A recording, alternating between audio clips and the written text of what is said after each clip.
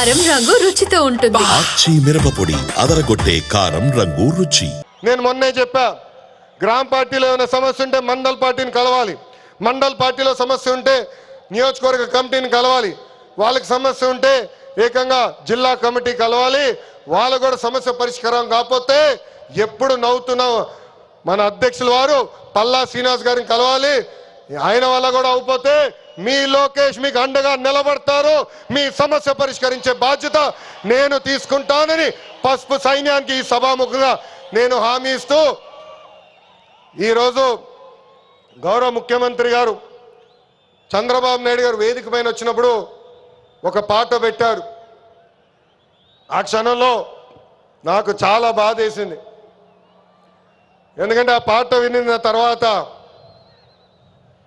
గౌరవ ముఖ్యమంత్రి గారిని నేను రాజమండ్రి జైల్లో మొదటిసారి కలిసిన సంఘటన గుర్తొచ్చింది. చాలా బాధ వేసింది.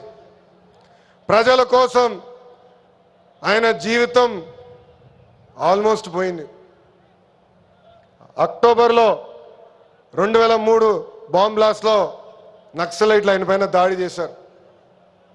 నాడు నేడు ఎప్పుడు ఆయన ప్రజల గురించి, ప్రజల భవిష్యత్తు గురించి ఆలోచించే వ్యక్తి. అలాంటి వ్యక్తికి ఎందుకు దేవుడు ఆనాడు ఈ పరీక్ష ఇచ్చాడా అనుకున్నా. ఇప్పుడు అర్థమైంది. తెలుగు ప్రజలు తిరిగి చంద్రబాబు నాయుడు గారు వెనక నిలబడేదానికి దేవుడు మనందరికి ఒక పరీక్ష పెట్టాడు. ఆ పరీక్ష జయించాను.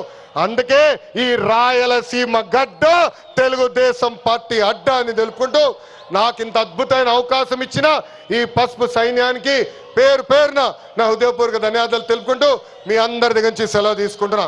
జోహార్ అన్న ఎన్టీఆర్, జోహార్ అన్న ఎన్టీఆర్. చంద్రబాబు నాయుడు గారి నాయకత్వం, చంద్రబాబు నాయుడు గారి నాయకత్వం. వందే వందే, జై హింద్.